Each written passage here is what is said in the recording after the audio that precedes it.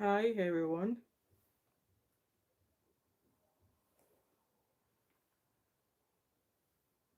Hello everyone. Hello OJ. How are you, my beautiful sis? Happy Sunday. How are you? How are you? I know I think I'm about maybe 40 minutes or something earlier than the time. I just want to do this live stream and go to bed very early because I'm tired. So yes, that's why um I'm here. Oh, great to know. Good. Yeah, so I'm like 40 minutes early. So let's wait for another minute and see if others will join us. Please like and share the live stream as you coming, guys. Please like and share as you coming. Like there's five of you watching me right now. I'm very well, OJ. I'm just tired. Like any Sundays like that, when I go to church, I come back really tired. And obviously, immediately I go back from church, I went straight into the kitchen. I cooked. Yeah, I cooked a couple of pot of soup and stuff. So yeah. And as well, this hair is coming down tomorrow.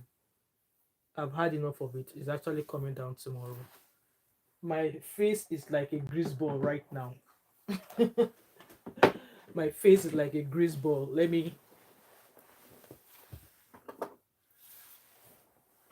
we go. My face is like a grease ball. This makeup has been on my face since half eight. Like and share, guys, and let's get started with this show. While I dap my face on, people probably wonder, is this a makeup video? It's not a makeup video. I'm just trying to, yeah, hopefully it works. So yeah, I think we're just gonna get started. Hello, hi everyone, welcome once again to my channel. My name is Wemimo and I'm also known as Thatmumof5 and also known as TMO5 Kanduko. And if you're new to my channel, welcome, and if you're a returning subscriber, thank you so much for always coming back. So before we get started, I just need to rant about this fragrance. Guys, I know I've not been talking about the fragrance I wear in the past few days, but this one that I'm about to tell you is too cheap for me not to share it with you. So one of my colleagues, she came into work. I think she started later than I did. So I think I started at 7 that day and she started about 10 o'clock. So she was in the next department. It was just a door that demarcates us.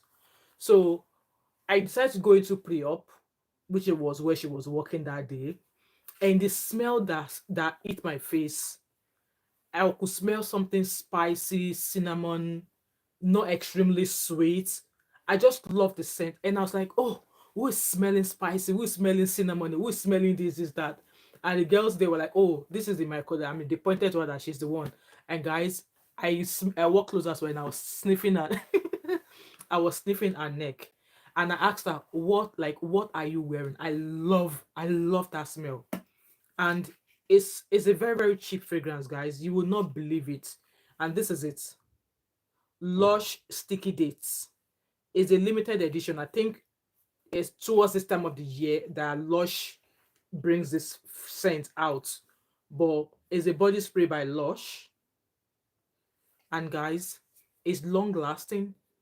It's see anywhere you walk through, if you walk through anywhere and you spray this, trust me, people won't be able to get enough of that smell because they would like anywhere they turn, they will just smell you. You don't even have to be in that room.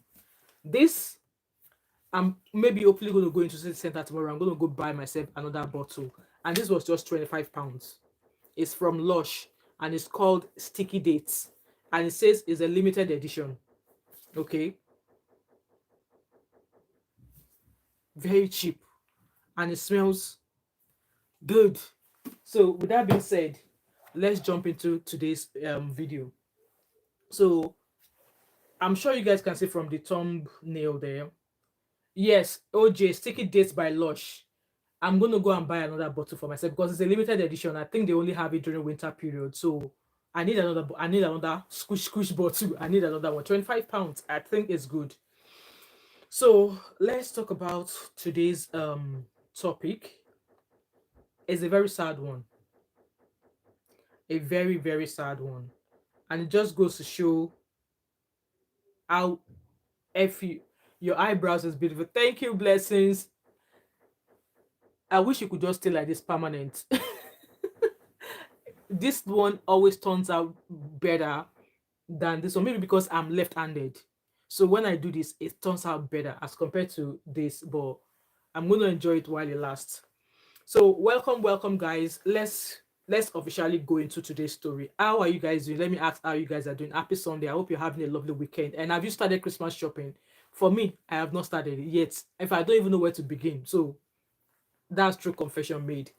So today's topic, it's a very, very sad one.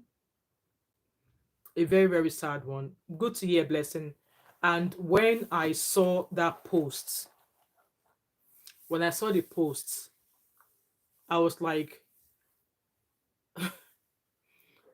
what is it? Is it an offense to be born a woman? Or should we say women are a mistake being born into the society? Because if you think about all the atrocities that has been committed towards women, it's shocking. It's as if women are second-class citizens in this world as compared to male. And am I surprised why some tribes, they would rather their wives give birth to all boys and not give birth to a female child? Like it's starting to sound like as if female or women are not meant to be in this society. Because when I saw this lady's post that we were about to talk about, I was just like, the world is not safe for this female species. Yeah, the world is not safe for the female species. Because look at so many things happening right now. Women are the weaker vessel. It's women that will get pregnant. Obviously, man just satisfies themselves, and then the woman get pregnant, fall pregnant, right? It's the woman that will carry the pregnancy. And it's still the same women that some men will ask and say, what do women bring to the table? As if carrying a child, nursing that child, nursing the man himself, and even if it's just not one child, nursing multiple children, and also taking the role of a wife, of a mother, doing all of that. And some women are still entrepreneurs. They still go to works, they still have their businesses. Aside the fact that they are a mother, they are still CEOs, they have businesses, they go to work, they do all of these things as a woman. And then one man will now come and say, what do women bring to the table?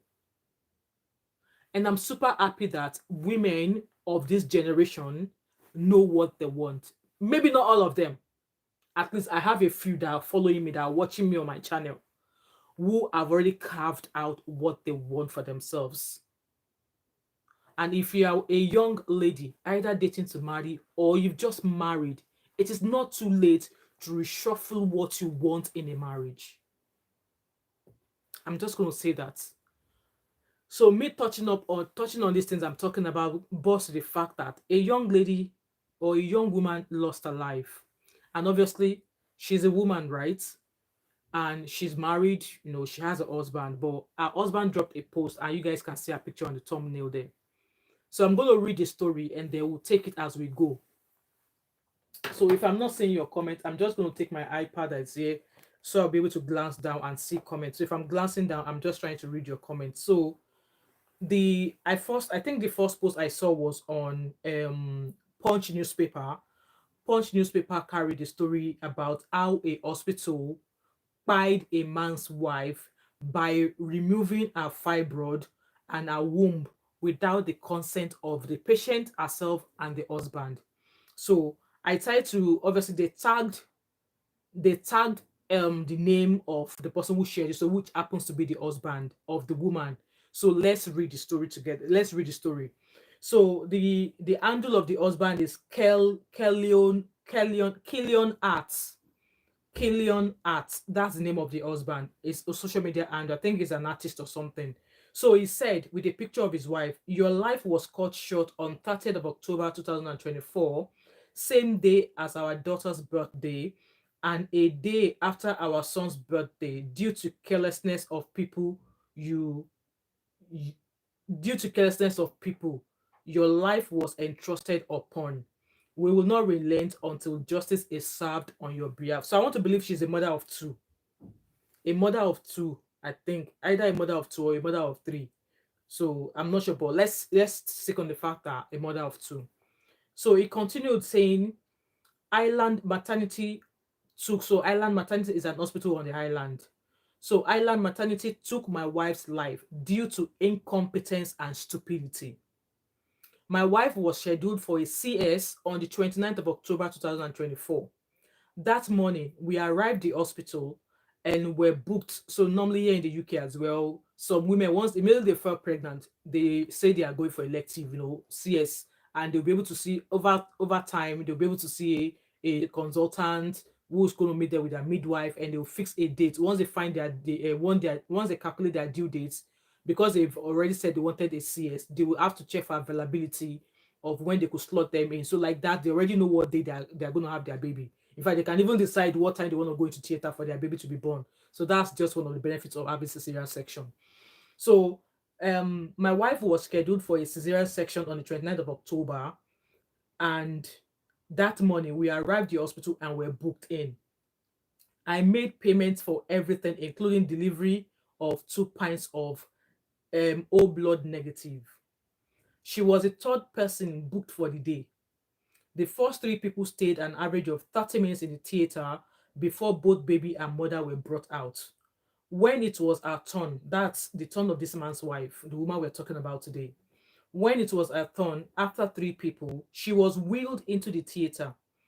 About 15 minutes later, my son was brought out and shown to me. 12:26 p.m., a pretty baby boy. Congratulations, Mr. Man. I expected my wife would be out in the next 15, but a nurse came to meet me that they needed me to source for more blood. Like, how can such hospital be in Nigeria and they do not have a blood bank within that hospital facility? What kind of hospital is that?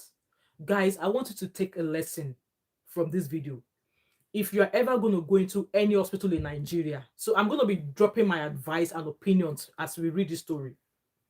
If you're ever going to go into any hospital in Nigeria for any surgery, please be asking that hospital if they have a blood bank in their hospital, because it does not make sense that a whole building like that do not have a blood bank. I don't want to believe that there will be a hospital running in Nigeria and they do not have a blood bank within the hospital, or maybe an affiliated health center or an affiliated bigger hospital that in the case of emergency, they just need to do a phone call and there's somebody stand by that phone to bring that blood directly to the hospital, not a third party or not the family member going to go get such thing.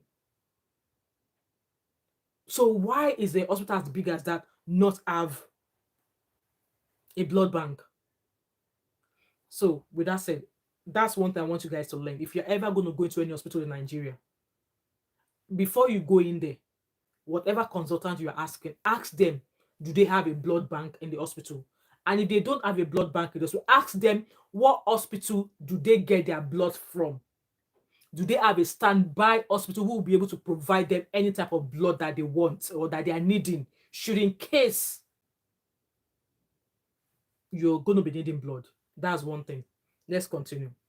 So this man continues saying that I expected my wife would be out in the next 15, but a nurse came to meet me that they needed me to source for more blood because there's fibroid in my wife's womb, blocking the pathway to stitch the womb, and they cut it off, hence the delay. So, one question I would like to ask though is the island hospital that this man took his wife to, did she go there for all of her maternity care? Because it's a different thing to be pregnant and you go to multiple hospitals to receive your health, maternity care. Here in the UK, once you are pregnant, you go to your GP, and your GP will now forward your details to the midwife community, and you practically throughout your pregnancy, you practically be going to the same hospital that at some point is where you will have your baby. So this is me saying, talking from my own experience. Good evening, Susan. How are you? So when I fell pregnant with all of my children, once I confirmed I was pregnant myself, I went to the GP so the GP could confirm as well. And then after 12 weeks, I will receive a letter that will forward me to the hospital. So that hospital is where I will get all of my blood works done, and then my first scan. 12 weeks, 12 or 16 weeks, I will get my first scan and get all of my blood works done. So how are you, Fashion with Pearl? Thank you so much for coming. Happy Sunday. So that's when I will get my first scan done. And that is me in the hands. Thank you, Fashion with. In fact, there's a clothing shop in Abuja. I would love. I will send you a message. Fashion with Pearl. I found a clothes shop online, and they have a store in Abuja. So I saw a couple of their outfit I would love to buy. Maybe you'll be the one to do that paro for me. Thank you so much, Fashion with Lifestyle. So once I fall pregnant, and then I go to all this, my GP forward me to the midwife community. Those are the team who are going to care for me and my pregnancy up until when my due date comes, and then I either go to the maternity unit or I call for an ambulance, whichever way. But in most cases, I think it was only twice I called an ambulance, but that was because my husband was not around. It was twice I called an ambulance, and an ambulance took me to my maternity hospital. The other three children, the other two children, my husband was the one that dropped me at the hospital, maternity. So the question I would love to ask, thank you so much, Fashion with Lifestyle. One question I would love to genuinely ask, if you're a mother here watching me as well, how was your maternity care? Was it one hospital that you registered with and that was where you had your child, or you go to different clinics, you go to different hospital for scans? Let me know how it was for you, because for me, I think in the course of the entire time when I was pregnant for each of my children, I think I had ultrasound about 3 times. The first one was 12, I think 12 or 16 weeks, or maybe 20 weeks, to be sure that the fetus is growing as normal. And then I had another one maybe when I was about 5 months or something, or maybe 4 months, to check. Obviously, it's also to check the growth of the baby, but they normally use that to figure out the gender of the baby. And then the last one is probably maybe just towards the end of the pregnancy, I guess. So most time, I think it was 3 ultrasounds I get throughout each of my pregnancies I had. So for me, I was with one health team throughout the entire period of one pregnancy. So now I would love to know if that Island Maternity Hospital was where this woman went during the entire duration of when she fell pregnant, for her ultrasound, for her checkup, and all of this. Did she attend that same hospital the entire time? Because it's going to be a different case if she went to a different hospital for her maternity care, and then she went to this hospital to have her baby. I would love to have this is a genuine question.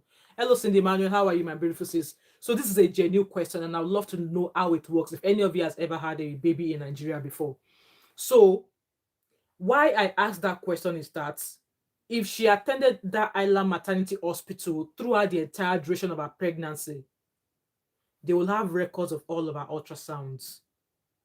Ultrasound will show if there's a fibroid and what are the plans. For the fact that she was going to have a CS done, there will have been proper meeting with a consultant or with a gynecologist. So that would be if it was here in the UK. So this is me speaking from my own experience as well. When I fell pregnant with my third son, not my third son, my first son, which is my third child, I had fibroids. Yes, I had fibroids. It was at the course of those ultrasound I had when I was pregnant with him that they told me I had fibroids, and that it was quite small, but as my baby grows, as the pregnancy grows, the fibroid is going to grow as well. So, and they were not concerned. They were like, in most cases, they don't operate it. As long as it's not causing me any harm, they will not touch it. And with that being said, it was when I was pregnant that they found I had a fibroid. So they were not going to they were not going to do anything. But then I had a consultation for if in case it's going to stop me, or it's going to impact my health when I'm due to have my baby. So there was a gynecologist and there was a, like a pediatrician doctor who is obviously looking after me while I'm pregnant, and the gynecologist to decide if, maybe they need to do something or something. So those two doctors were aware of my condition. So one is looking after me while I was pregnant with my son, and the other one is on the standby, knowing that I had fibroid, to make sure that both mother and son comes out fine. So in the case of this woman, this is me asking if she actually went to this island hospital for the entire duration of her pregnancy. You would agree with me that they would have a full knowledge of the fact that they will be aware that that fibroid was there, because she will have had ultrasound. They will have had a record of her ultrasound. They will have had a record of the growth of her pregnancy. They will have a record of her health history. So hence why I asked if it was that same hospital where she had this baby that she attended for the entirety of her pregnancy. Florence said, "Happy Sunday and good evening, everyone. Hope you made coconut rice." I did not make coconut rice. So what did I make today? I cooked pepper soup. I cooked catfish soup with stew, and then I think I cooked yam porridge yesterday. I don't like coconut rice. It doesn't When I cook it, it doesn't last long for me. So I don't like coconut rice. So let's keep reading. So if anybody has, maybe later if this video comes, if any of the people who know more about this fact story, if they come across this video, I would really appreciate it if they can answer that question. Because like the reason why I'm asking is, if it was that hospital she went from the get-go of her falling pregnant, I would expect that they will have knowledge of that fibroid she had. And it wouldn't have come as a surprise or as a shock for them when they took her in for for her cesarean section. So let's keep reading. So obviously the nurse told the husband that they found a fibroid in the pathway of the stitch, and they had to cut the fibroid off, because if they did not cut the fibroid off, they won't be able to stitch up the woman. So which means a wound will be there, her womb will be open, and they won't be able to close it. So they had to cut it off. And the husband was like, cut it off? Who asked for them to cut it off? So does that mean the husband is aware that his wife had fibroids? Please like this live stream. There's 16 of you watching me. Please like and share. So the husband said, who asked for them to cut it off? And also, why go ahead to cut something off? Obviously, the woman will be awake at some point, because when they do cesarean section, they just numb you halfway down. The woman will be awake, right? Why did they not ask for her consent? Or was that already discussed with both wife and husband? Because when I had my gallbladder surgery, the surgeon said to me that there's cases whereby it is keyhole that they're going to do. Keyhole is the first point of call for the procedure for me. However, we know when they do keyhole, one of the keyhole will have a camera that is looking inside everywhere before they remove the gallbladder. So he said to me that should in case while they go in with keyhole and they're not able to get the gallbladder out, or the gallbladder is inflamed, or the gallbladder is attached to anything else, they might have to cut me open. Yes. So when they say cut me open, just my side here. So let's say this is my side. Instead of them doing 1, 2, 3, 4, like keyhole surgery, they will have to cut me. They'll have to cut me like that. So from here, they'll have to cut me all the way down. Yes, that's what they call open surgery in case of, so it will be as if you have a big scar, a big long scar. So the surgeon explained that to me, that, what, because it would not make sense that they've already put you under, because they knocked me out. It was GA, general anesthesia. They knocked me out. I said it would not be okay for them to put me under, go in, fiddle inside of me, trying to find out the gallbladder, and they are not able to bring it out, and for them to now abandon the surgery, wake me up, and then tell me to go and come back another day because they have to go do an open. But it discussed the possibility of that happening and the possibility of it not happening. And I consented that, okay, if you're going to go get your gallbladder out via keyhole, and for some reason if there's an issue that you're not able to use keyhole, cut me open. I signed it because he already explained it to me, and I know the possibility of that happening is very, very slim. Hello, Anna. How are you? Happy Sunday. I know the possibility of that surgery I was going to have leading to open was very, very slim. But he explained it to me. Hello, Bankis Corner. Good evening. How are you? My surgeon explained it to me, and I was happy and I signed.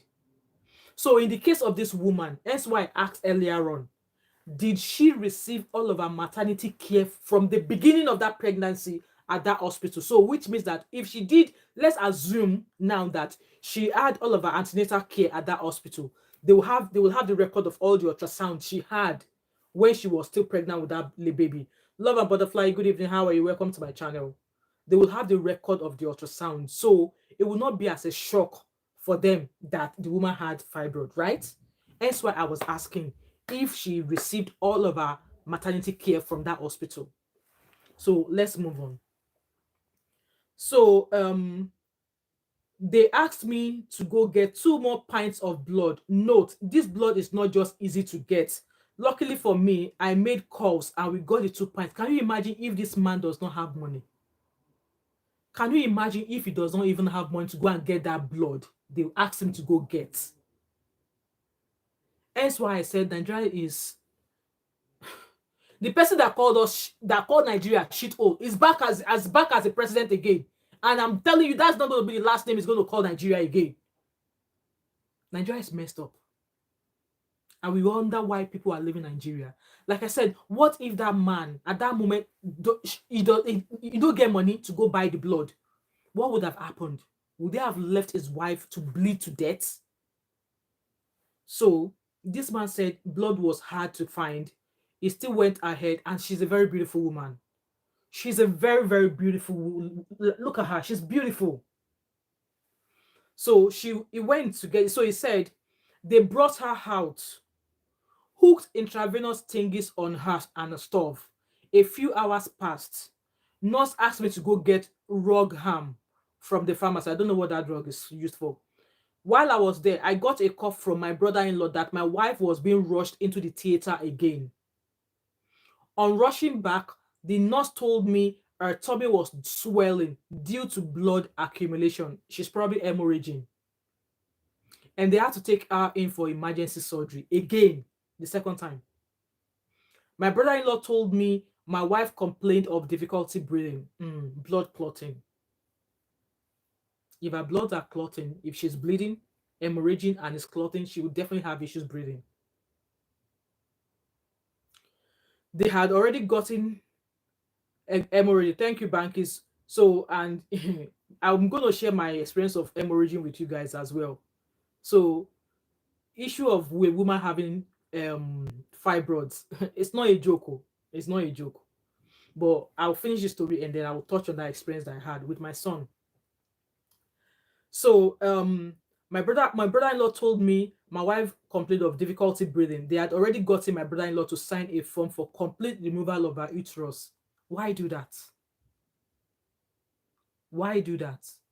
So I'm not sure. Why did they ask her brother? Why did they ask the brother-in-law? Obviously, that would be the brother of his wife's brother. Why would they ask him to sign a consent form? Did she have a brother as a next of kin? Would it not have been the husband that would sign the consent? Obviously, I understand it's a case of emergency. They will want somebody who's family to be able to give them consent in order to save her life. But I felt they shouldn't have gone ahead with that surgery without the husband being there. So let's continue. And he said they had already gotten my brother-in-law to sign a form for complete removal of her uterus. Somebody that went in to have cesarean section to have a child. Now, they have consented her brother so that they could remove her uterus. After more than 30 minutes, she was brought out and wheeled to the ICU where she struggled for her life. I had to rally for four more pints of blood, which included renting the hospital ambulance all the way to Bagada and then Yaba to get blood plasma before getting 4 more pints of blood. That's why I was like, why can such an hospital be and they do not have a blood bank in the hospital or have a direct link to an hospital that they will just call, and it's that hospital that will make sure they get that blood there any way it would take for them to get the blood to the hospital, not a relative of the patient be the one. What if at the process of that man running about trying to get blood, he entered motor accident? What if? We all know we don't pray Nigeria happens to any of us. Just what if, while the husband was going about trying to get more blood, his enemy ran into a motor accident? Or where he was running up and down the bike, something, what if something happened? That's how they will have rendered this entire family gone. So I don't understand why the hospital do not have a blood bank or a very close hospital to them that will be able to provide such services to them in the case of emergency. So it said to get plasma, then getting 4 more pints of blood. They even had to use O plus blood. So in women, I'm sure I read this during my blood transfusion training. In women, there are some bloods that cannot be used on women of childbearing age. I can't remember what particular blood in my head, but there are other bloods that can be used. Either you are a woman, it's mainly used for women. But a certain blood, I can't remember the type of blood now. I can't remember it off my head. There's a certain blood that cannot be infused in women of childbearing age. There's a certain blood, I can't remember it off my head. Maybe if I go into my blood bank book again, I'll be able to remember it. So it said from wherever we could get from 3 a.m., she was on the 7th pint of blood.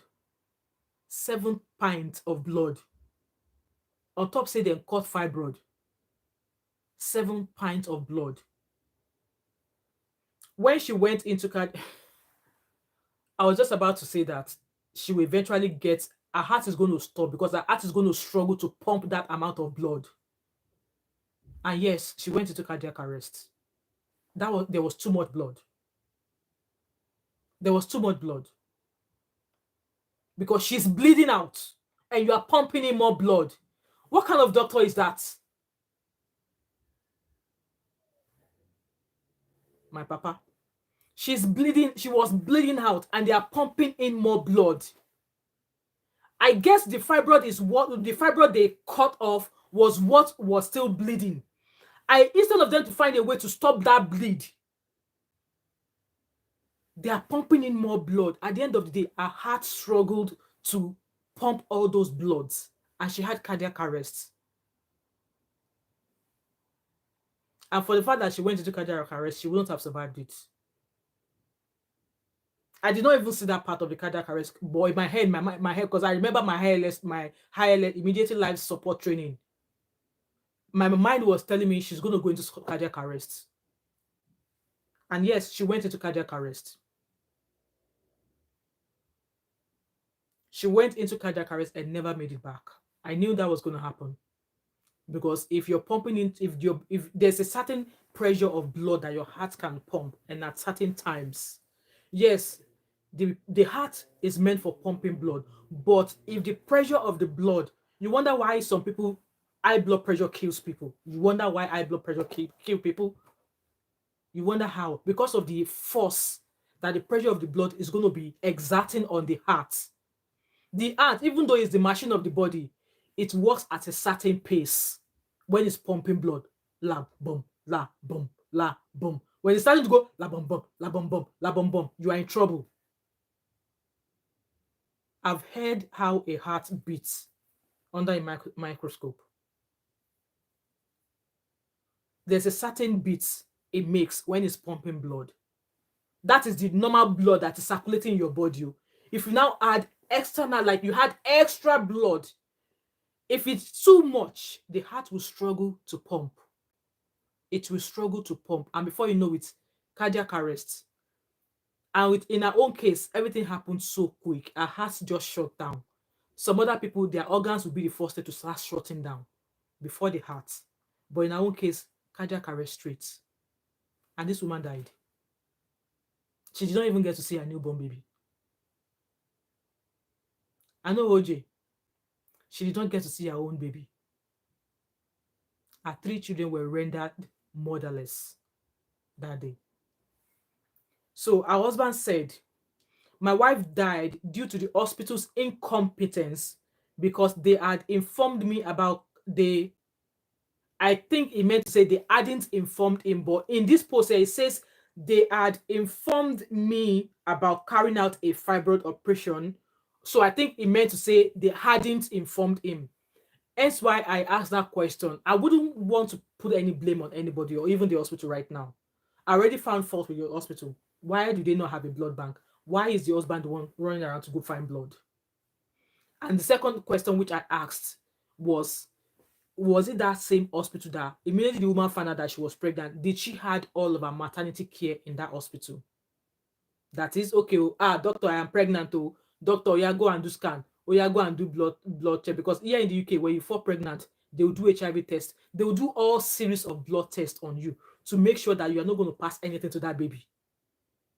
Hence why that a lot of pregnancies in the UK here, they figure if from those blood tests and the ultrasound they do at the early on stage, they are able to tell if a pregnancy or if a child is going to come out heal.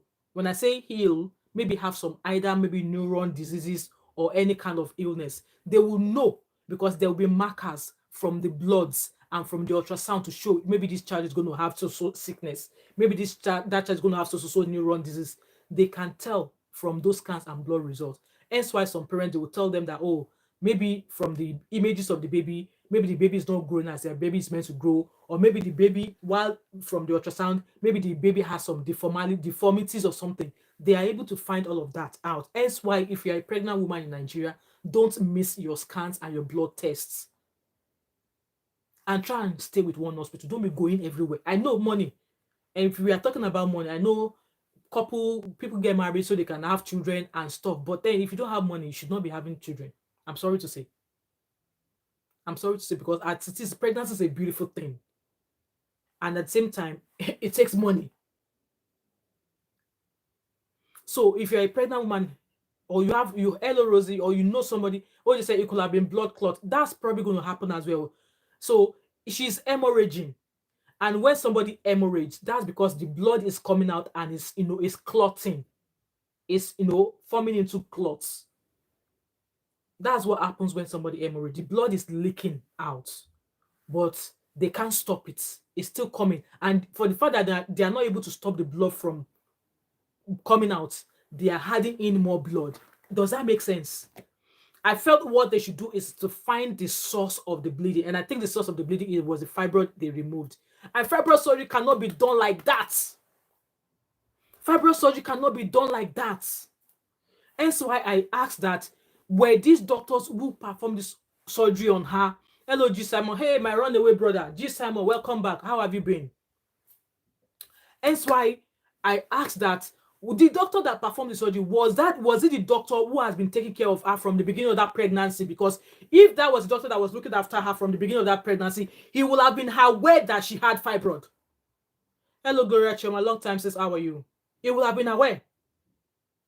So that when they now decide to take her into surgery, from the ultrasound, in fact, before they even go ahead to do that surgery, they will have been able to carry out some sort of extra ultrasound scanning to be sure that if they are going to cut her to carry out the baby, they will know how to go about opening her up to bring out the baby, to avoid where the fibroid was sitting or laying.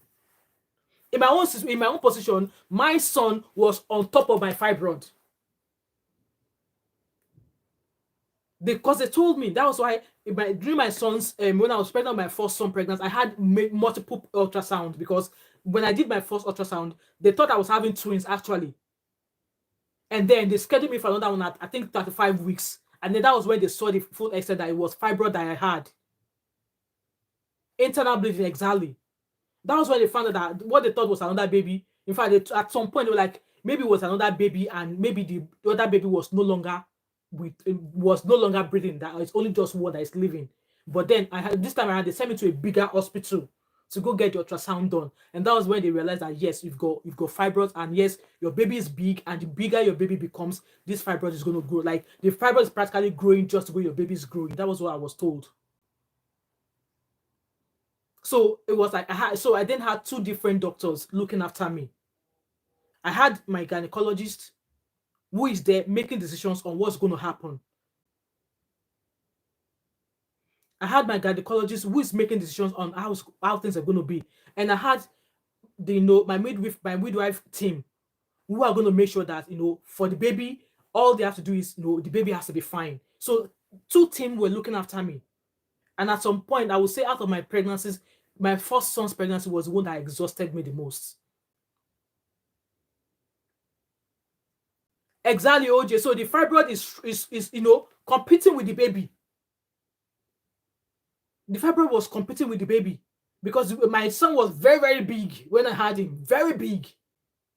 So in the case of this woman, hence why I asked, I don't want to apportion blame to the hospital. I've already said the fault I found in that hospital. Why did they not have a blood bank? And this woman, I'm not blaming her. I'm not blaming her husband. This is just a genuine question. Did she attend that same hospital from the very onset of that pregnancy? If she attended that, so I'm going to assume now that she attended that hospital from the onset of the pregnancy. All of the ultrasounds that she had, it would have been in her record in that hospital, right? So the doctor that operated on her would have a very detailed knowledge of the fact that she had fibroid. And they will have been able to look at the ultrasound of her that they have to figure out where exactly those fibroids are. And if by the time they were going to take her into surgery to get that CS done, they'll be able to avoid how they cut her open to bring out the baby. Obviously, they might carry out even have an ultrasound there. Because there's ultrasound, they can ultrasound while she's been numbed. Ultrasound can still be there. They can use it to check how are they, going to perform the incision so they can avoid where the fibroid is sitting. So once they avoid the fibroid that is, where they avoid it, they can they can perform the neat cut, bring the baby out, stitch her back up, not proceed, even though they know that she has fibroid, they will not proceed to remove the fibroid because that has not been discussed with the wife and the husband. I am a nurse here. I work and look after cardiothoracic patients. Surgeon will tell you when we talk about cardiothoracic patients, these are surgeons who deal with long surgeries, and people will have long surgeries to see maybe if they receive a diagnosis of cancer, and they want to know if the cancer has spread, so they will get long surgery. And then during the long surgery, they might get some biopsies, get samples so they can run some biopsies to check how spread the cancer has been. So, in as much as surgeon has spoken to the patient, say this is what we are doing. I was looking after a few patients some weeks ago. Surgeon said this is what they are going to do. But when they went in to open the patient up, they couldn't proceed with the surgery because they said it would have been too dangerous to carry on with that surgery. Yes, they already explained to the patients, but they wouldn't have known the extent of what they found until they went in investigating the inside of that patient's lungs. Love and Butterfly said, I had my surgery a few years ago, but I still can't get over the experience. The doctor didn't give me a breakdown how the surgery was to go. Took me into the theater and did what he felt. No, that shouldn't have been done. That shouldn't have been done. There's a reason why you are being consented. And if you are going to get a surgery and your consent or the procedure is not being explained that you don't understand, don't go ahead with that surgery. As long as the surgery is not going to kill you, delay it until the surgeon is able to tell you. If it means the surgeon has to cancel the surgery, let the surgeon cancel the surgery until you bring somebody who will be able to make you understand what you are getting done. So like I was saying, the surgeon had to stop the surgery because they said if they proceeded with the surgery, it would have been too dangerous. In fact, it might probably kill the patient. The surgeon stopped. They just took a sample. They just took a sample so that so they can be able to verify if the Queen's Parade, hi there, welcome to my channel. So they'll be able to figure out if the cancer has spread or not. So that is when you know a patient that's when you know some surgeons who are about life saving and not because they are knife happy. So how the hell did that surgeon go ahead to cut the fibroid when that was not discussed with the woman and her husband? Why? So they practically removed the woman's womb without her consent. They removed the fibroids without having first and discussed it with the husband and the wife before she went under. Because you guys heard from that post by the husband that if he had told him If the doctor had told them that they were going to remove the fibroid, it would have told them not to. So they thought the surgeon probably thought it did the best for the woman. But why do it during the same procedure? Hence why, like, it's really, really hard to judge this case. But that's why I said, there will have been ultrasounds. And I'm sure the woman would have been told at some point that she has fibroid as well. Because when she gets her ultrasound done, being pregnant to check the growth of the baby, they will have seen the ultrasound. I mean, they will have seen the fibroid. This is a very, very super sad story. Super sad story. So this man continues saying, my wife died due to the hospital's incompetence because they had not informed me about carrying out a fibroid operation with CS. I would have told them not to. I need lawyers who are willing to help us on a litigation against this hospital. And the hospital has not yet come out to say anything. The hospital has not yet come out to say anything. So this is a very, very sad story. A young mom with young children, 3 now. 3 children with all the money spent by the husband. She's gone. And my condolences go to this family. And I hope they're able to find a lawyer who will be able to, put in that litigation, because in my own opinion, I think there's something they can hold the hospital down on, especially based on consent. The woman was still on the table. I mean, those of you who have given back via CS, you are not being put under now. You're not being given a general anesthesia. Were you given general GA? You are only being numbed halfway down, maybe from T5 down. That's when they numb you. They put the epidural or something, and that numbs you. You don't feel anything from just below your boobs down. You don't feel anything. And then after a few hours, you start to feel everything, but you'll be awake. Did they have this discussion with the woman while she was on the table and she gave them the go ahead? Is this a very, very sad story? And like I said from the beginning of this live stream, if you're going to ever go into any Nigerian hospital, it's a very sad one, Chima.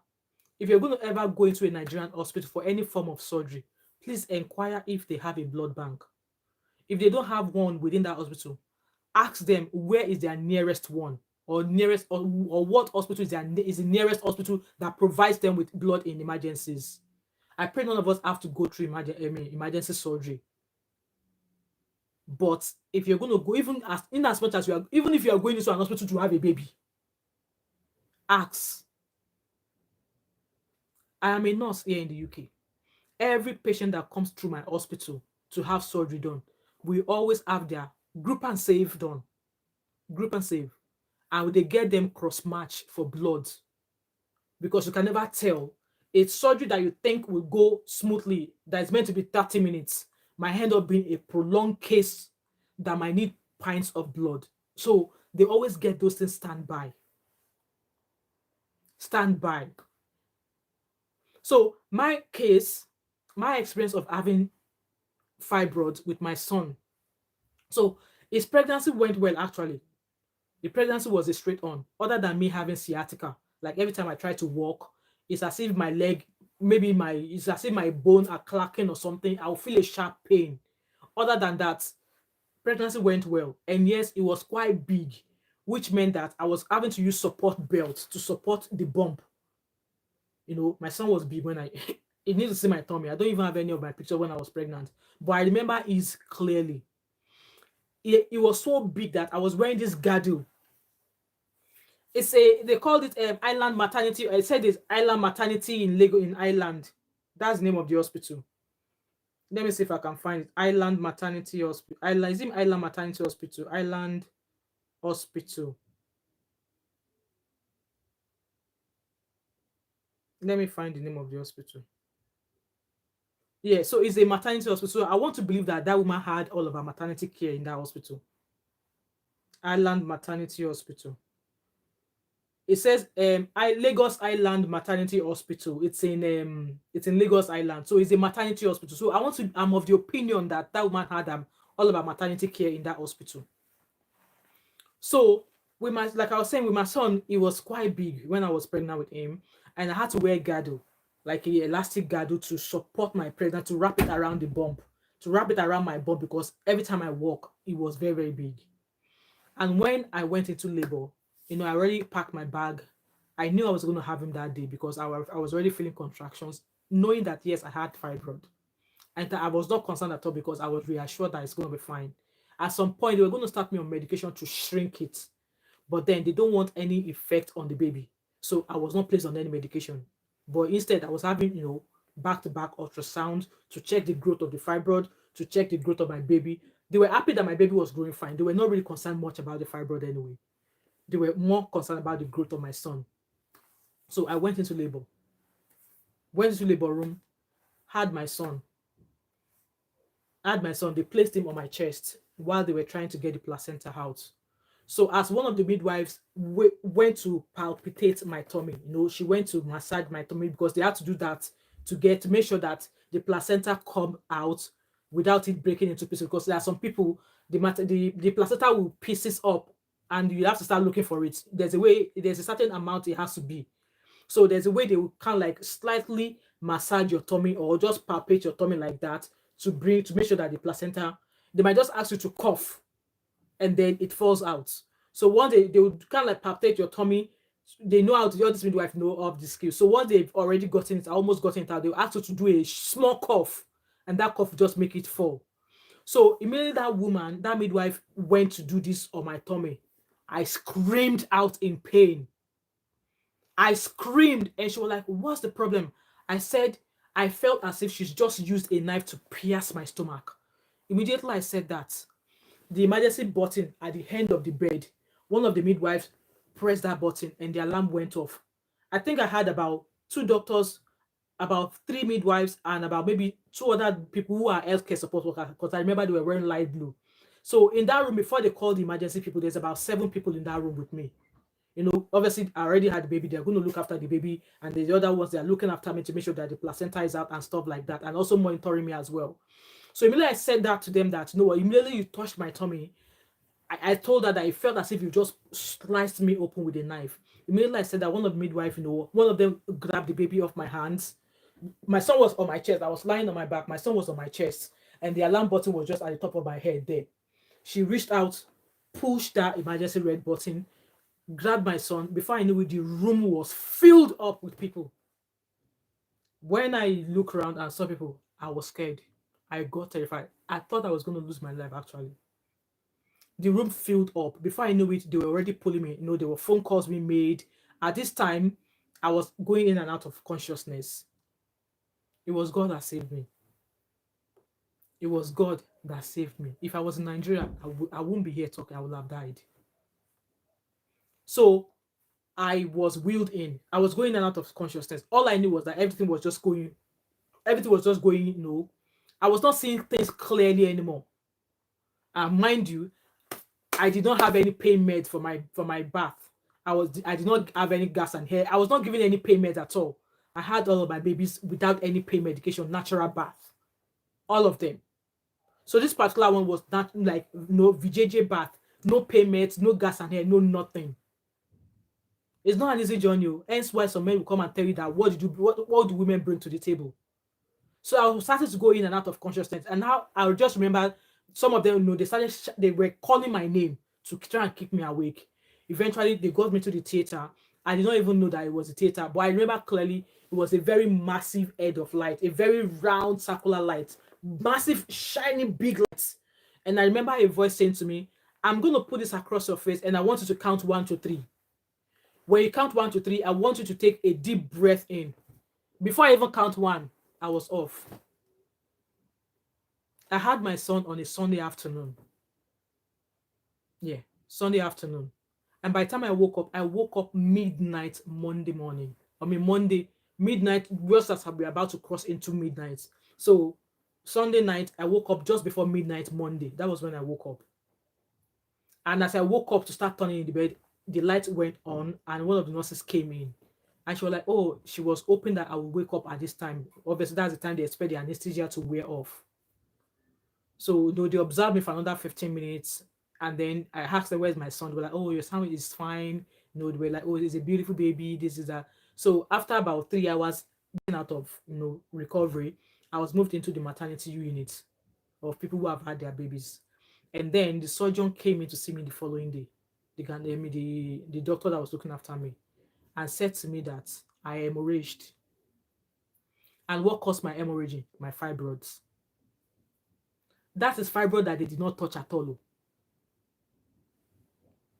Fibroid that they did not tampered with. Talk more of this woman's own that was cut off. The fibroid I had, they did not do anything to it when I was having my baby. Remember I said it was VJJ bat. This was a fibroid that they did not tamper with. I hemorrhaged and I almost died. I hemorrhaged and I almost died. So the doctor came in to say to me, this was what happened. You hemorrhaged, and thankfully we were able to recognize that straight away when we touched your abdomen. So they were like, no, we've cleared everything out. You should be fine. You might be low on iron, blah, blah, blah, but we get you started on iron tablets. I don't know. She explained all of that to me. And then when she was explaining it to me, it really didn't mean anything to me until maybe a couple of years later. I was reading about hemorrhaging, and I remember, oh, hold on, I've heard of that word before. And then it occurred to me that when I had my son, I hemorrhaged. The doctor said I lost a lot of blood. At some point, they were like, oh, I'm going to need iron tablets. But at the end of the day, I didn't have to take any iron tablets. Because I think when I went to do my 12-week check, so normally when you have your baby, you go to do a 12-week check. When I went to do my 12-week check, they did some bloods and they were like, my bloods are fine to normal, that I don't need any iron tablets. That was my experience of having, being pregnant and having fibroids. So on a normal day, if a woman has fibroids, they would not operate it in the UK. This is coming from somebody who has fibroids. I don't know if I still have it though, because after my son, I've gone on to have 2 more babies, and their birth was perfect. My second son and my daughter that I had, it was a perfect pregnancy. It was a perfect birth. I did not hemorrhage. I did not bleed. My first 2 babies as well, I did not hemorrhage. I did not bleed. It was my son, because obviously I had fibroid. So we will have thought that, oh, maybe my next pregnancy, they were very, very keen on, keeping an eye on me to be sure that nothing happened, So you guys, can you imagine my own story of a fibroid that they did not cut, that got me hemorrhage? Talk more of this young woman whose fibroid was cut and she bled to death. On a normal day, what the surgeon should have done is try and ensure she was stable, close her up. At a later date, let her come back and get that fibroid done. And in most cases, if as a woman, if a woman has fibroid and she's able to get pregnant, God is working miracles in your life, because there are some women, if they have fibroid, it might hinder their chances of getting pregnant. But as a woman who has fibroid and you fell pregnant easily, God has a hand in your case. And I would say in this woman's case, God has a hand on her case. But yes, it was the incompetency of the hospital that caused what happened to her. Because, like I said, I don't want to face any. I don't want anybody to come and sue me. But like I said, I assume that the woman had a maternity care in that hospital, so they should have a record of all the scans. And even me, that I'm talking to you now, like I said, I've had 2 more babies after my son. I don't even know if I still have the fibroid. But then the GP told me that, in normal day, we don't operate fibroids. Only if it's starting to cause you issues. If you're starting to get symptoms with it, maybe you have every period, or you have every monthly period. There's somebody that I know, in a month, she bleeds for 7 days, twice in a week. So in a month, she bleeds 14 days, and it's every period she gets. So now, I think she said she's going to get some kind of surgery done, a hysterectomy or something. So I don't know why those other hospital decided to cut off that fibroid. And they shouldn't have, for the fact that they did not even speak to the patient herself. They did not even, consult with them first. And they went on to do that. It's a very, very sad story. And I think there are lessons to be learned in this case. Hence why I'm going to keep coming back again, that our Nigerian government has to do better. I don't know if this hospital is a private one, if it's like Babolowo Hospital, I don't know. But regardless of what kind of services, if it's a Babolowo Hospital, you should be able to give certain care. This woman went into the hospital to have a baby, and she did not come out of that hospital with her 2 legs. The cutting of fibroid, removing of her womb, was that ever discussed with her as complications that could happen knowing that she has fibroid? Was the case, like, did they ever discuss the chances of her fibroid getting in the way of her CS with her and her husband? The hospital, the surgeon might want to justify his or her action, saying, oh, we just had to remove it. But why remove it? Obviously, from that post there, from what they not said, that they are not able to stitch her back up because the fibroid is lying in.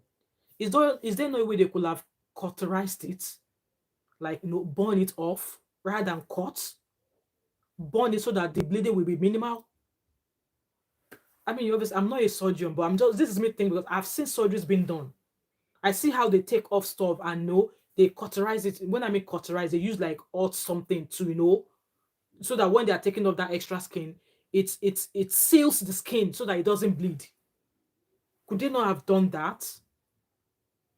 But somebody has lost her life and she's never going to come back. So my advice to you here as a woman, either you're a young woman that just got married, don't let any man tell you that what do you bring to the table. Because I am sitting here, my husband can never tell me that what did I bring to the table. He cannot though. He cannot. Because I will change it quick. With this experience of my son, that almost died.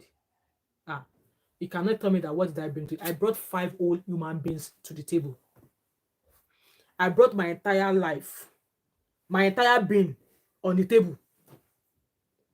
So if a man is telling you that what do you bring to the table, it's not about money here. It's not about money here. A woman brings loads more to the table than men. A woman brings loads more to the table as compared to men, because it's the woman that will carry the pregnancy. It's the woman that will go through the childbirth labor pains. It's the woman that will have engorged breast filled with breast milk for weeks. You will not be able to sleep. You'll be wearing oversized bra everywhere. Your before you know it, your breast will be leaking baby breast milk. You will not know. That has happened to me several times. So I did not know that I was leaking. You now see dry patches. Exactly, OJ. Once they touch that fibroid, like I said, even Oyibo doctors are here. They said I had fibroid. They said we don't operate on fibroids only if it started to cause you issues. And if they start to cause you issues, they will give you medication to help shrink it. They will give you meds. They might start you on a series of medication to help you shrink it, but they will not attempt to. Obviously, because of the complications that it could bring, bleeding, hemorrhaging. They told me that they don't, operate on it. But if it started to cause me issues, I should let my GP know. They might start me on medication that will help shrink it.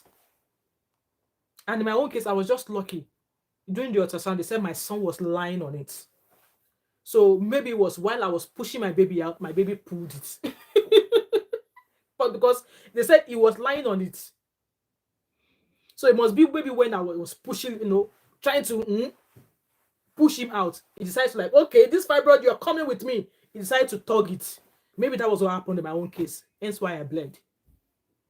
So women bring loads more to the table. It's not just about beauty.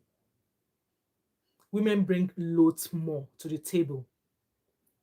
Men will tell you, there was a video we're watching a few weeks ago that I reacted on. This woman was saying that her husband, she has 2 kids. Her husband is body shaming her, saying she's big, she's that, she's this. How dare such man? How dare such man? A woman will give birth to you. Her body will never remain the same again. OJ, we will have to find out about that one. Though. If a man tells me what I am bringing on the table, such, I would. If you don't change it for that person, if you don't make her the years they change them for the man. So just like I was saying, her husband was body shaming her. Was she like that before she had babies? No, she was me that. If you see my picture when I was a single, sissy young girl, I don't even want you guys to see it. I was like that. I was like this. No, skin is tight. You know, I carry my body elegantly. I love how slim I was then. Even when I had my first child, I was still able to maintain my petite size, maybe size 6 or size 4 US size. But over the years, having children, my body composition will change. The skin will not remain, the elasticity of the skin will not be the same. Like the skin loses its elasticity. There's going to be stretch marks. There are some people when they fall pregnant, if you see stretch marks around their tummy, I'm one of those lucky ones. I don't have stretch marks. But there are some women, they fall pregnant, there's stretch marks everywhere. And then once they are baby, when they start maybe trying to lose the baby fats, you see this elasticity of their skin. It looks as if they call it tiger marks or something. That's the effect of, after effect of pregnancy on some women's skin. So it's the women that will carry the belly. It's the women that will do the mommy duties. It's the woman that will go to labor room to go and born, placing her life on the line to bring a child in that will carry your name. And you now come and say, what do women bring to the table? To fiakwa. And God forbid, such woman dies in the process. Would you still ask her what did she bring to the table? Not all. In fact, like I said, yeah, they told me they don't operate. They shouldn't have touched that fibroid in the first place. They shouldn't have touched it. If they can't stitch, why not staple her up? They can staple the skin. Yes. They can staple the skin. If they are not able to stitch across the skin because they say they're fibroid, they could have at least staple her up. And then start to observe her. Make sure she's stable. So, if a man is telling you that, what do you bring to the table? If you don't change it for such man, I will be so women will not be happy with you, because women bring much more than themselves to the marriage. Women bring their entire life, their entire human being. They bring their skin, they bring their womb, they bring their whole body. Because as time goes, like I said, skin will not be tight again. There will be stretch mark, there will be cellulite everywhere. Boobs will fall. And one man will tell you that, oh, your boob fall. Boob fall. Now me make my boob fall. Now me make my boob fall. Those are the effects of childbearing to the body. And then, like I said, that woman's video where her husband was body shaming her and she was crying, saying that she's depressed, that she's this, that she even wants to go and live alone, that she wants to go, now she's thinking she wants to go and rent a flat so that she can live alone. How can your husband, a man who claims to love you, make you feel that way? How? Maybe we should do the reverse. Let the men start carrying the pregnancy. So as a woman, that if you're watching me here and a man tells you either you are married or you're newly married or you're dating to marry, let no man tell you what do you bring to the table. Exactly, big no to body shaming. Let no man tell you what you bring to the table. It's much more about money, because money cannot buy your life. This woman is gone now. No matter how hard her husband fights to get justice for her, it's not going to bring her back. That woman brought her whole life to the table. And also, women, if you're pregnant, try and use a specific one hospital for all of your maternity care, so that they have a compiled history of you. If it is Joland, I'm calling Joland. Joland is the hospital that my mom had me and my sisters. If it is Joland Hospital you want to use, as soon as you find out you are pregnant and you register that you are pregnant, stick with that one hospital. If it's possible, stick with one doctor who has a clear record of you. Less you're all, if you maybe you have to go to a different hospital to go do an ultrasound. Now, I'm sure when they do ultrasound for you, they interpret the ultrasound, they write what they find. Make sure it's in your record. Make sure the doctor that you are seeing for your maternity care has a record of any external blood test or any external ultrasound you've gone to do. Make sure they have a record of it. Should, in case, God forbid, in the case of this woman, please. And also, no matter what kind of surgery you are going into an hospital to do, be asking them, do they have a blood bank? If they don't have one in that particular hospital, ask them, which hospital supplies them, or which hospital would they turn to in an emergency? Glory Chema said the husband put her in the condition why exactly, which was what she said that na me give myself belle, na me this is the woman, this is the man that put me in a mother way or something. Oh, God knows that I will not keep quiet for such man. Oh, me too, I will look for something to shame him with. It's not even look for something to shame him. He will have to be the one to take care of those kids, because one day he will go out, he will come back, he will not meet me at home. It's simple. And she be at the end of the day, just like I said in that video, like, it was body shaming her. If that woman really meant the world to you, get her a trainer, personal trainer. Get her a nutritionist that will help her lose weight. Instead, you're not doing that. Instead, you are body shaming her, saying that her tummy is this, and that is that she is big, she's that. Men can do better. And also a woman. Like I said, all the women of all these, excuse me, all these Gen Z women, I am graduating all of your styles. Use all our writing, like you already have you have a map for what you want. And if that man is not ready, if no is not willing to bend to your list, that's the door. Don't settle for less. Don't settle for less. And also, it's very, very important as a woman, you know your genotype, you know your blood group as well. You might just be the one who is able to save yourself. You might be lucky you're in an hospital where they have a blood bank, and maybe something happened, they're like, oh, but then no surgery should be going ahead if the surgeon does not know your blood group or whatever group you belong to. You should maybe you might just be able to tell them, oh, I'm O positive or whatever you are. And you know what? I should people say this is bragging, but yeah, I know we're in a modernized society where healthcare works, things work here. Like I said, I'm a nurse, and all the people that come in for surgery, we all have, the surgery, this kind of surgery they are getting done. The surgeon will have, obviously, the surgeon that is an expert at what he or she does. So if such surgery is going to lead to blood loss, they will have put in place, they will have put an order in for bloods and all of that. Anyway, guys, I'm going to round up now. This is a very, very sad story, and I hope we have learned one or two things from all we've said so far. May that woman continue to rest in the bosom of the Lord, and I pray that God will bring the helper that will fight the justice for this woman, that will fight. I pray God will meet her husband with such helper. And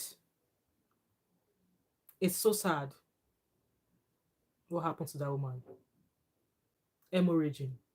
It's so sad. It's a very, very quick killer in women who are in labor, who goes to our baby. Going into a labor room is not an easy job. It's not an easy task. For me, I'm thankful that I've done it 5 different times. It's not all by I'm not strong. I'm not strong. At times when I talk to my mom will be like, the way you do, 5 babies with no family. That means your mother was not there. That it's only God, though. It's only God. That's what my mom says all the time. It's only God. And can you guys imagine being in Nigeria? You have lots of people around you. Talk more in their bro. Where you do friends will only come for a few minutes or a few hours, and then it is you and your responsibility. So, women back home in Nigeria, take care of yourselves, please. Take care of yourselves. When you fall pregnant, go for your checks, do your blood tests. If you're needing ultrasound, even if ultrasound is expensive. Thank you so much, Gloria. If ultrasound is expensive, at least do the one that will help you check that the baby is growing perfectly fine, because there are some children in the world today who have some sort of disabilities, who have some sort of deformities. If their parents knew better, but such parents going ahead to have such child, I applaud them because they did not give up on those children. There are some children with Down syndrome. There are some children with some, auto-neuron illnesses, which they will have, they could have picked up. But then you guys need to know something, that once a woman found that she's pregnant, the kind of affection, the love, even though the Bella is just like a tiny dot like that, the love that is already radiating from you towards that child cannot be quenched. Not to talk of you are now halfway through the pregnancy. They now tell you that there's something wrong with the baby in the I mean that there's something wrong with the baby. You as a mother, you like, no, I'm having this baby at all costs. But please make sure you attend all of your antenatal checks. Eat well, take enough rest, do your baby growth scans. Please. And also, don't just go to any hospital. Maybe as time go as it is now, we should start checking from people, taking reviews from hospitals or people who have visited a certain hospital. Ask them, what hospital did you have your children in? Sisi Yemi should be one of the people in Nigeria that you guys should be asking. Sisi Yemi, what is the name of your hospital? Because that was a woman who had 4 babies via cesarean section. And she and her babies are hale and healthy. I think you guys should share this video to Sisi Yemi. Sisi Yemi knows to shout out the name of that hospital that took care of her and her twins. Those are the kind of hospitals that should be recommended. And I'm sure you all know what they normally say, that if you've had CS a couple of times, that it's not advisable for you to have it again. But Sisi Yemi had all her babies via cesarean section. Her love and butterfly. Life is much more important. Okay? I said this earlier on, and a lot of people, some people might not agree with me, but if you cannot afford a good hospital to have your baby, maybe you should close your leg and not fall pregnant. Because at this current age, me that I'm sitting here, I did not plan to have 5 children. I did not. In fact, after they found that I had that fibroid I hemorrhaged, I was going to put in Mirena coil straight away. I was advised against doing it. By the time I was ready for my appointment to get my coil fixed, that was when I found out I was pregnant with my 4th child. I did not plan for 5 babies.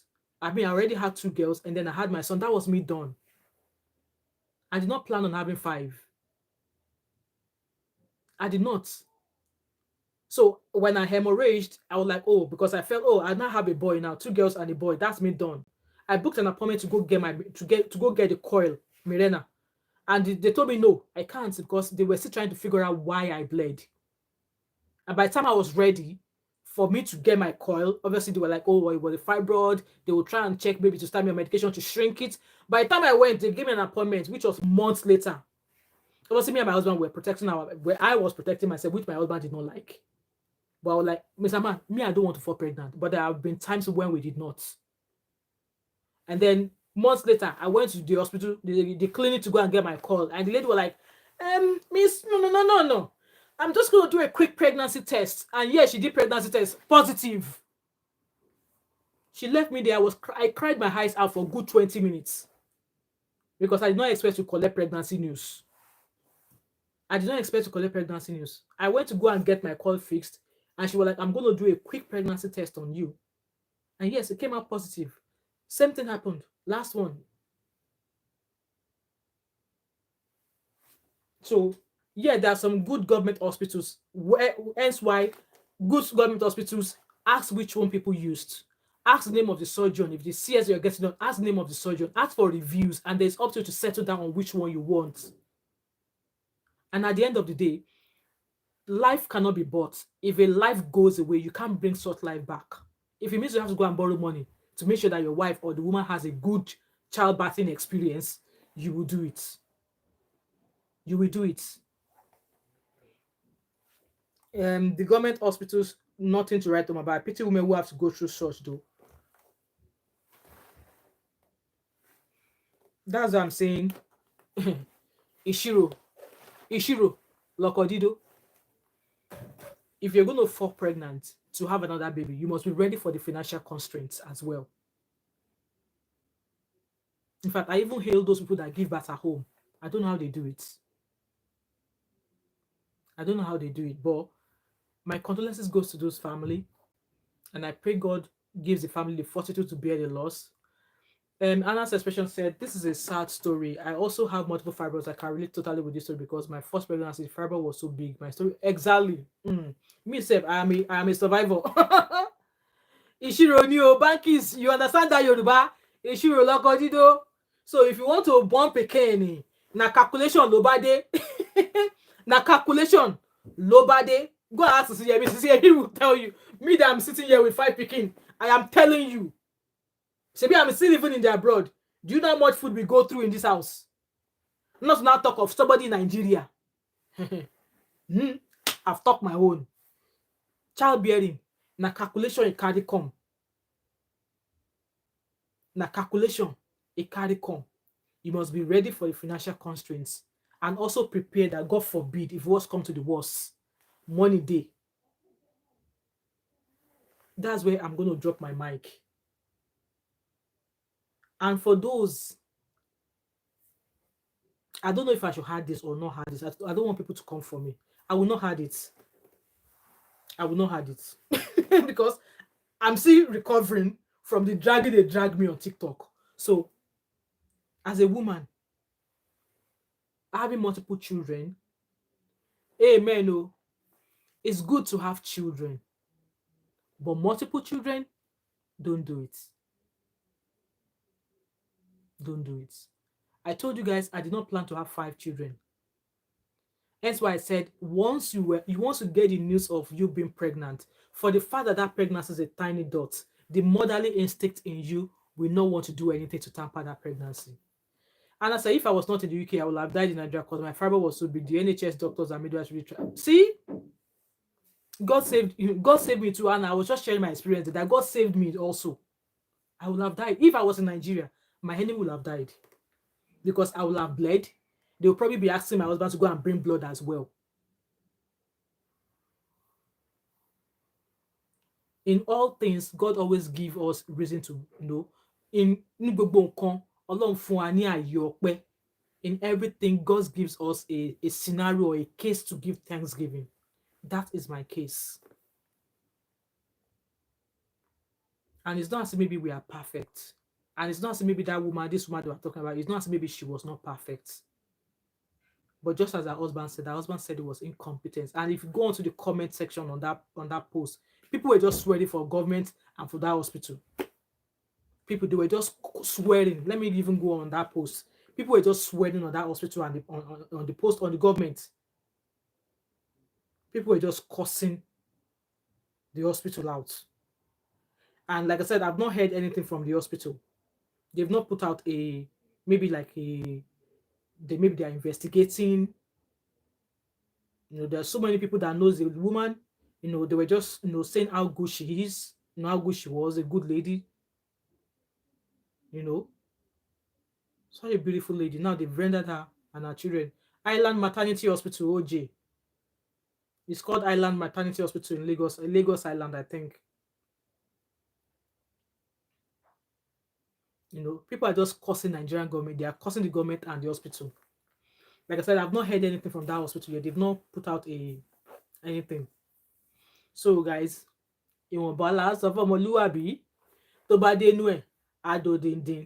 it's only a little bit I'm going to say to you. When you digest the information, it becomes big. That's the translation of what I've just said. Anyway, guys, thank you so much. I really appreciate you for being here. And if you're of childbearing age, please take good care of yourself and have a very detailed conversation with your husband. If it's possible, select the hospital you want to go and have your baby. Make that husband be the one to go and find the money. Shebi na him put you for, na him put belle inside. And also, you guys go and ask to see me. Tell them that mom of 5. I am the president of that mom of 5 on street of YouTube. That mom of 5 says Sisi Yemi should share the name of the hospital. I don't know if she's already mentioned the name of the hospital, but that hospital where she had her babies is an hospital that we should know about. So Sisi Yemi, in case you come across this video, I'm asking this for our Nigerian mothers in Nigeria who are in the process of having babies. Please share it, because life cannot be exchanged for money. So if you have the money, go to a place where you'll be well looked after. So I rest my case. Anyway, guys, thank you so much. I hope you all have entered the giveaway. Okay. And if God puts it in we have 350,000 naira cash for that giveaway. If God puts it in your heart, it's true, but might be expensive though. Bankies, and like I said, you should person will want born pikin. You know, go get the money to raise the pikin. That's why I said if you're going to have children, you should be ready for the financial constraints that comes with it and prepare yourself. and prepare yourself. It might be expensive, but expensive to saving the life of your wife and your child. Which would you choose? You go get o. Òótọ́ ọ̀rọ̀ korò. A ní láti sọ. The truth is bitter, but we must say it. We must say it o. And I'm a big auntie. I'm a big auntie on the street of YouTube. So I have to say it as it is. I have to say it as it is. Anyway, guys, like I said, I dropped my case. Anybody, he who has ears, let him hear. That's all I'm going to say. And all of these things, I'm saying it in love. I'm not saying it to mock or ridicule anybody. No, you guys, if you know me on my channel, you should know me by now. I'm not saying this to mock or to ridicule anybody. If you want to have 20 children, if your chest carry them, go on song. Go on song. Somebody made a joke one day. And I think it was like, oh, you guys should have 2 more so you can have 5 kids, blah, blah, blah, blah. And the husband was like, and the wife was like, oh, darling, maybe we should do it. Babies are so cute. And the man was like, babies grow, you know? Babies grow. So when that baby grow, you tell me you want babies. Babies are cute. When the one we do come now, the baby will grow. You come and tell me babies are cute. Let's do another one again. Baby do grow. Yes, baby grow. So put a number to it. You know, put a number to it. It's funny though, but yeah. Glory, you're laughing. It's true now. Babies grow.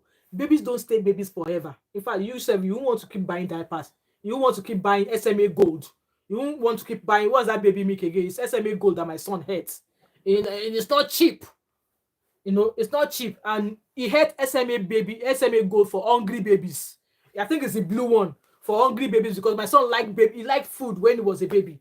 You need to see his handsome, chubby face. And that SMA Gold for hungry babies was not cheap. That side, with still wala.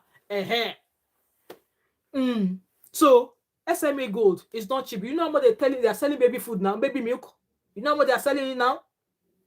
Those of you that are born now, you are in God's hands. So you are all in God's hands.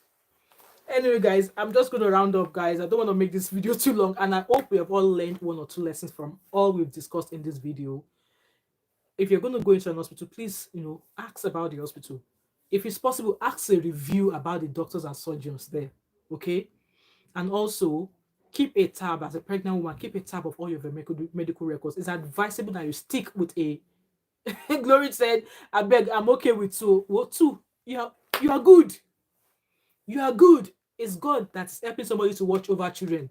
We are not doing it by ourselves. It's only God that is helping, and God will look after all of our children for us in Jesus' name." So, there are a lot of lessons to be learned from this video, and like I said, women bring a lot more to the table. If any man come telling my children, "What are you bringing to the table?" that man has me to contend with. Mama lu bole. Mama lu bole. Let him tell my daughter that. So, yeah, it's a sad story, but we learn every day. This could have been an avoidable death. It could have been avoided. Yes, it could have been avoided. Anyway, thank you so much, guys. I really appreciate you all. I hope we've all learned 1 or 2 things from this video. If you're new to my channel and you're not following me yet, or you're not subscribed yet, what are you waiting for? And guys, don't forget to support my small business. I told you guys I sell candles. I have a TikTok shop, and it's called TMO5 Candle Co. on TikTok. There's free delivery going on all of our Christmas product right now. Send a gift to somebody. We ship all throughout the UK. We ship in and around the UK at the moment. And with that being said, thank you so much, each and every one of you. And I hope you have entered the giveaway. Keep subscribing to Folktales by Mo. I really appreciate it, guys. A new video dropped there today. So please go subscribe, go watch and support us as always. And yes, enter the giveaway. Have a lovely, lovely week ahead. For me, I'm not back to work till Thursday. Thank you so much, Bankies. I'm not back to work till Thursday, so I want to enjoy myself well. With that being said, I still cannot sleep till 10 o'clock in the morning. I'm used to waking up at 5 every day. I'm just used to that time. As a mom, you're welcome, Glory. Even when I'm not working, I still wake up at 5 in the morning. See, even if I don't set my alarm, my body my body is just accustomed to that time. I'll start moving about in bed. So I wake up every day at 5 in the morning. Even if I'm not going out, even if I'm not going to work at 5, that's when I wake up. And I go to bed as early as 8, half 8. Yes. Maybe I might sleep off about 9, half 9. But yeah, that's just my routine. That's just my routine. Abio bank is when your body has grown used to something, it's very, very hard to change it. So yes, I wake up every day at 5. So yeah, thanks so much, guys. Have a blessed week ahead, and I shall see you guys at some point tomorrow. I want to try and film another video with this makeup, but my head is full now. Maybe I was thinking of maybe using this makeup, but that video can wait.